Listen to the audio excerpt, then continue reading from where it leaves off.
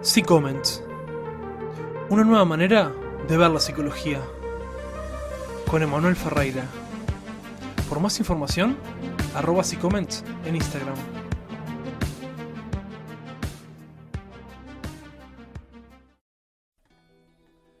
Hola, muy buenas, bienvenidos a Psicoment. Yo soy Emanuel Ferreira, estudiante de psicología, y en este programa vamos a estar hablando sobre las miradas sobre la educación. Contamos con la presencia de Felipe Orejuela, desde Colombia, que es psicólogo, máster en psicología de la salud, trabaja en clínica y es docente universitario. Hola Felipe, ¿cómo estás?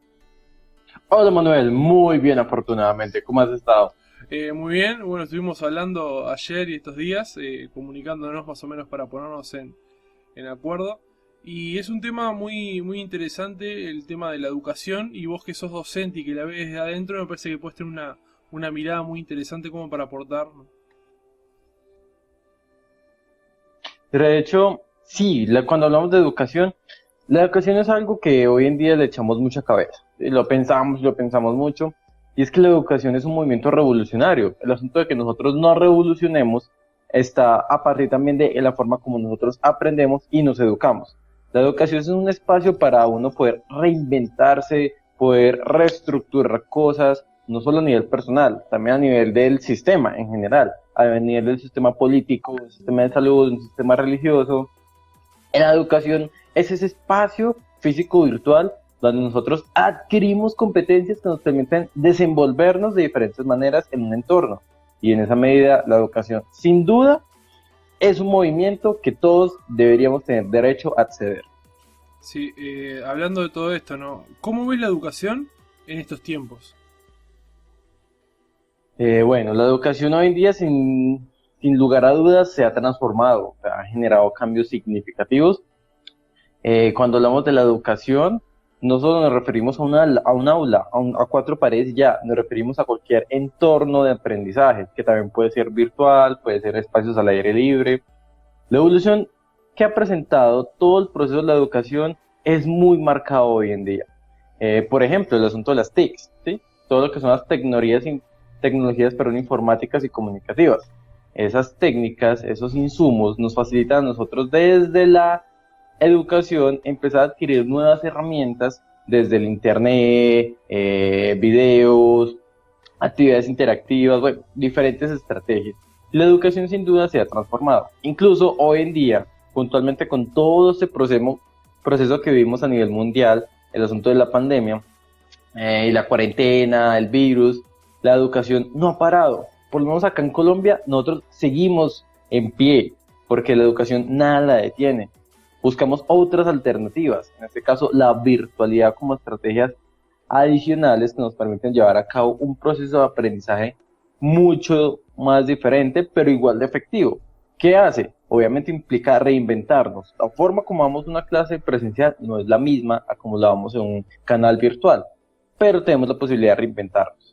Claro, ustedes, por lo que me estuviste contando, ¿no? Ya en Colombia, en el tema de la educación, como decías vos en tu facultad, está más implementado el tema de lo virtual. Tenían un espacio virtual con el cual trabajaban más, clases, o sea, no es algo que se preparó especialmente para enfrentar esta pandemia, ¿no? Sino que es algo que en los cuales estaban apostando ustedes a crear ese espacio y ese entorno, ¿no? Totalmente. De hecho, en la universidad con la que yo trabajo, utilizamos un modelo que se llama modelo por competencias, que es una de las tendencias más revolucionarias hoy en día en educación, y es el asunto de no mirar al estudiante solo por si tiene un conocimiento determinado de sí y no, y ya. O sea, evaluarlo solo con un tipo de competencia o solo un tipo de inteligencia, sino integrar una serie de inteligencias y estilos cognitivos para evaluar al estudiante de maneras diferentes, donde la evaluación no es solo un examen. La evaluación es diferentes actividades que reflejen que el estudiante ha adquirido una competencia, es decir, el saber ser, saber tener, el saber hacer, ¿cierto? Como toda esa serie de competencias que permiten que de verdad un estudiante se desenvuelva.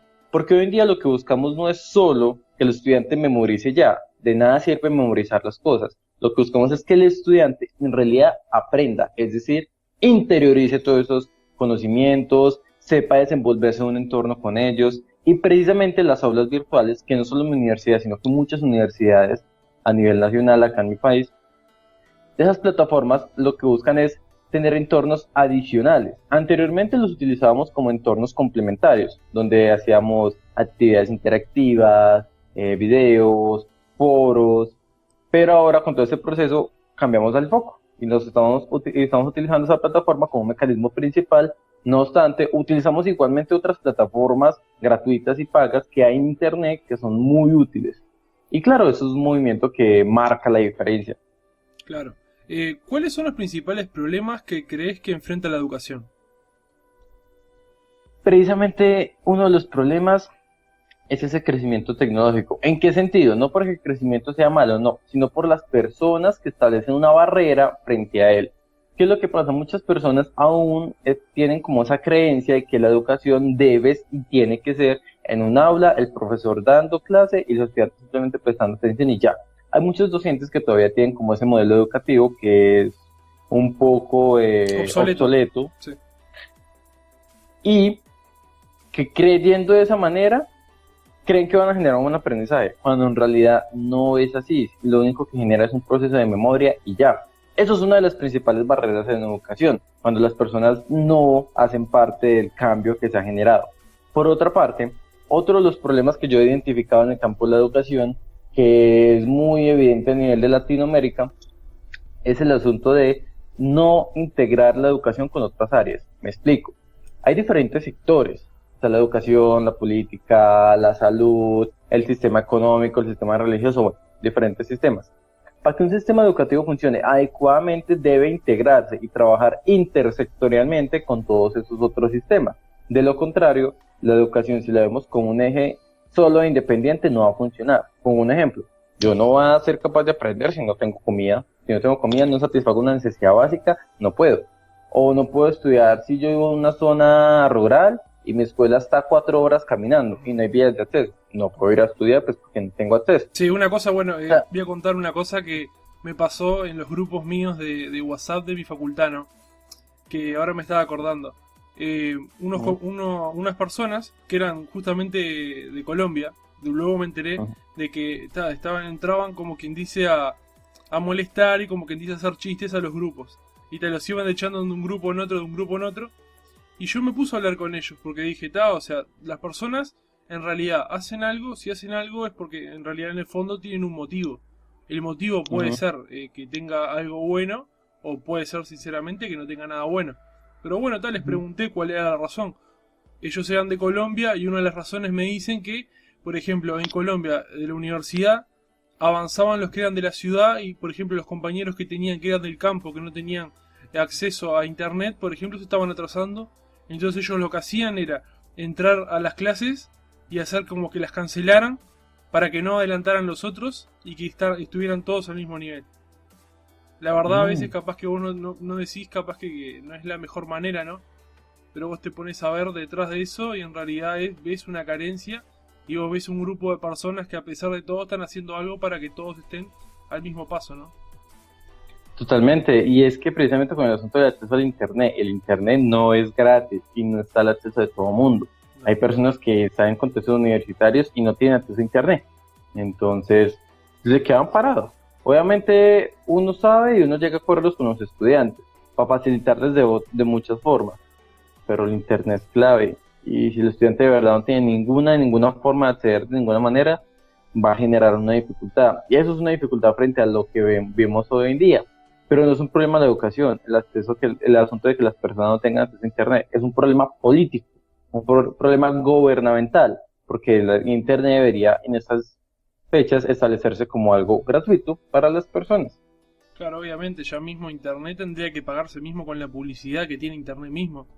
O sea, es algo ilógico, pero bueno, es una realidad también que a veces no llegan las conexiones a todas partes. Todavía hay lugares que, mismo en Argentina o en Uruguay, donde no hay agua potable todavía, que no llega el agua, no llega la luz. O sea, vivimos en un tiempo en el cual en algunos lados tenemos tantas expectativas y tantas cosas logradas y en otros tenemos tan pocas que a veces como que te desconcertás un poco. Que en el mismo planeta donde consiguen hacer algo, en otro lado están sufriendo por algo que hace miles de años que ya se consiguió.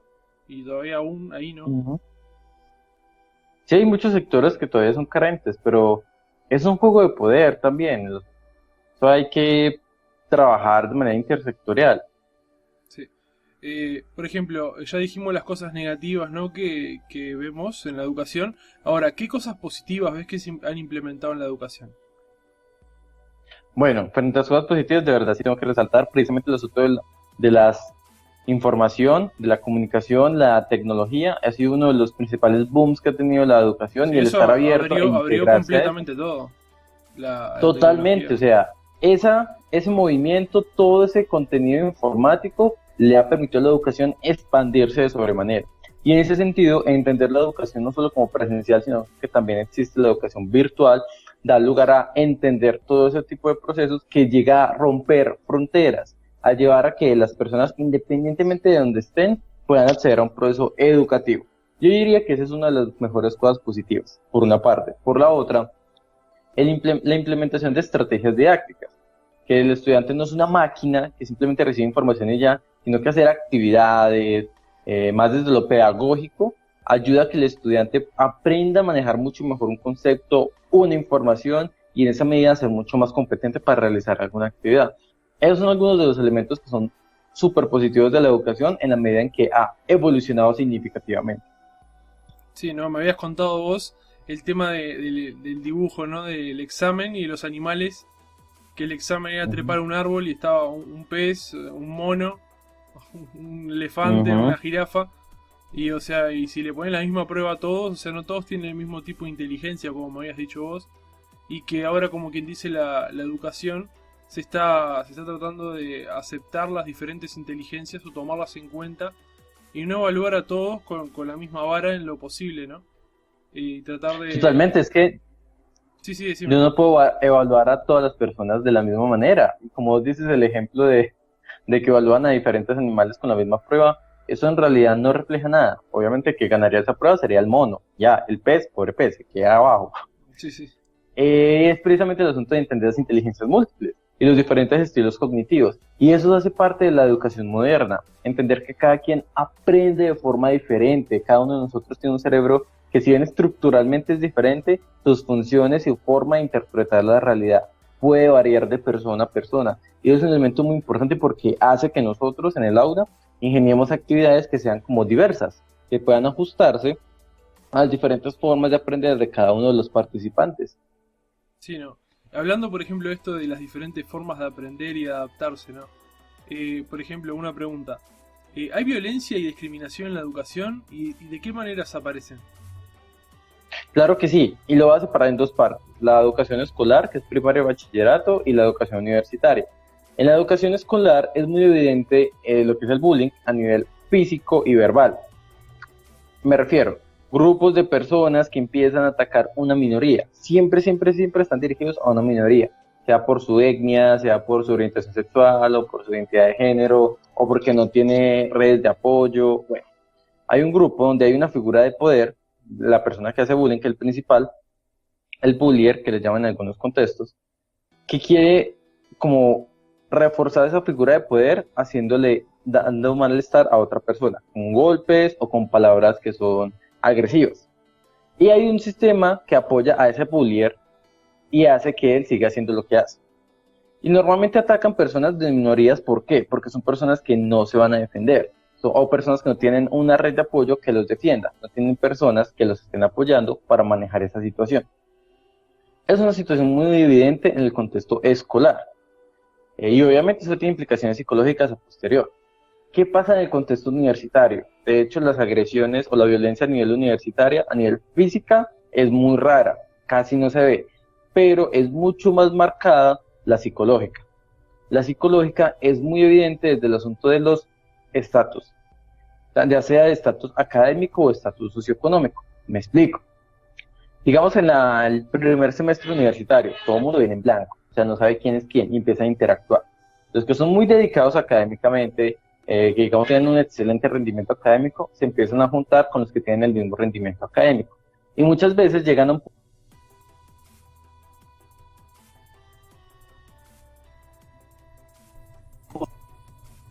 Ah, punto sí, en la medida que se te había cortado por un segundo la llamada. Ah, sí, es que me entró Sí, una llamada. está. El mismo rendimiento académico, sí. Estudiantes que tienen el mismo rendimiento académico empiezan a juntarse entre sí y en la medida que los semestres avanzan, ellos empiezan como a establecer un sistema cerrado, es decir, nada entra, nada sale, nosotros somos nosotros y ya.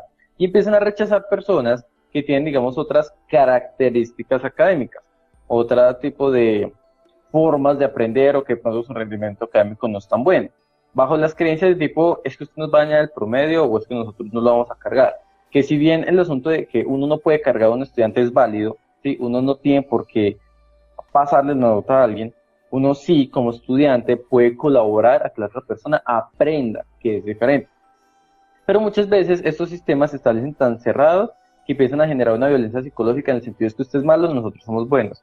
Incluso uno ve en los salones cómo los grupos están sectorizados en un mismo aula. Un grupo por aquí, otro por allá, otro por atrás. Son totalmente sectoriados y empiezan a generar malestar entre ellos. Ese tipo de fenómeno es muy evidente en las universidades privadas. ¿Por qué en las privadas? Porque aquí en Colombia, en las privadas, normalmente el grupo con el que tú inicias es el mismo grupo con el que tú finalizas, ¿sí? Porque son como grupos que vienen juntos. Entonces eso hace que se vayan generando esos grupos y en la medida que va avanzando se van generando los roces. Igualmente lo que es la violencia verbal o psicológica por el estatus socioeconómico, muy característico en universidades privadas, pero de estatus alto. Aquí hay universidades que son muy costosas y que, digamos, tienen muy buen reconocimiento. Resulta que hay un programa de becas que a personas de estratos 1 y 2, es decir, un estrato bajo, de pocos ingresos económicos, si tienen un buen desempeño en las pruebas estatales, les dan una beca para acceder a una de las mejores universidades del país, privadas. Pero en esas universidades privadas normalmente hay muchas personas que sus ingresos económicos son muy altos. Entonces cuando ven una persona que tiene unos ingresos económicos inferiores, que de pronto su forma de vestir es diferente, no utilizan como tantas marcas o algo así, empiezan a rechazarla, porque es que usted no es de este grupo social, pues que usted es un pobre, o cosas por el Es estilo. que en Lo cual realidad empiezan a a mí me parece esto que también es un punto que ataca mucho la inseguridad de las mismas personas en realidad, porque ellos están ahí en la mejor universidad porque la familia tuvo plata y le puede pagar eso, pero el otro en realidad es una persona pobre pero que se ganó ese lugar porque estudió y se lo merece por las notas que tiene, ¿no? Capaz que también es un poco el totalmente. tema de la bronca esa y capaz que la inseguridad de decir yo estaré verdaderamente al nivel de aprendizaje o de sabiduría que él, en realidad, o es solamente que lo pague con plata. Es que también precisamente ahí viene y juega el juego de poder de quién es más que quién y bajo qué recursos nosotros demostramos quién es más que quién. Es un juego muy delicado porque obviamente genera muchas alteraciones. Si yo no tengo recursos económicos y entro en una universidad de alto estatus económico y no conozco a nadie y la gente me cierra, mi red de apoyo se reduce y me va a generar mucho malestar en el transcurso de las clases por todo lo que pasa alrededor. Entonces es un asunto muy delicado. Hay un contraste muy interesante, es la universidad pública. En la universidad pública eso no pasa, porque con los mismos con los que tú iniciaste probablemente sean muy diferentes a los que tú terminas. En la universidad pública los cursos se pueden ir cursando sin ningún problema porque tú eres más autónomo en cómo construyes el desarrollo de tu programa académico. Y entonces, y tú conoces mucha gente. Y las universidades públicas tienen una diversidad cultural, socioeconómica, política muy diversa, o sea, es súper interesante. Entonces, ese tipo de grupos o violencias no se ven. De hecho, en las universidades públicas en Colombia, violencias entre la comunidad es muy escasa. Se presentan más violencias, digamos, cuando hay protestas, revoluciones, más como con figuras policiales. Pero pues eso no es pan de cada día, pues es algo muy eventual. Y es cuando se está haciendo alguna revolución. Pero ya son como aquí en Colombia, por ejemplo, se presentan las violencias y discriminaciones a nivel educativo. Sí. Y por ejemplo, vos desde tu experiencia, ¿no? ¿Qué soluciones planteás para mejorar estas situaciones? Las soluciones vienen muy desde atrás, el asunto de que hay que empezar a intervenir desde el núcleo familiar, el asunto de cómo educan a la persona para que aprenda a aceptarse y quererse como es. O sea, eso viene desde ahí, eso es una base. A nivel escolar, el asunto de en fortalecer algo que la OMS, la Organización, como decía, a nivel escolar, la idea de desde la OMS empezar a introducir elementos que sean ligados a lo que se conoce como habilidades para la vida. ¿Qué son habilidades para la vida? Las habilidades para la vida son estrategias o competencias o habilidades que la persona desarrolla para poder desenvolverse mucho más fácilmente. Si nosotros logramos desarrollar este tipo de competencias o habilidades desde el entorno escolar, probablemente vamos a tener seres humanos mucho más humanos, que tengan la capacidad de comunicarse, de decir no, de resolver problemas, de no atentar contra el otro, pero a la misma manera poder defenderme de los otros. ¿Listo? Y eso es un tipo de habilidades que son muy funcionales.